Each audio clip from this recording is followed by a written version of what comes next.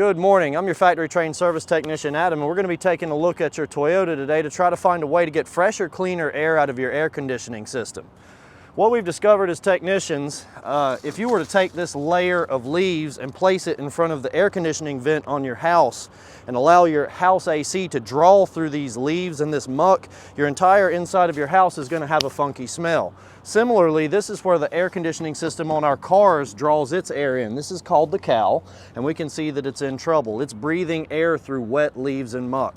And we need to periodically go through and lift the hood and take just a little bit of time and elbow grease and remove these leaves and get this area nice and clean. That way our air conditioning system can breathe nice clean air and get it to the inside for us. So where does this all go? When this material is left unchecked on our cowl, it has a way of making its way downward into our cabin air filter and causing problems for the AC system.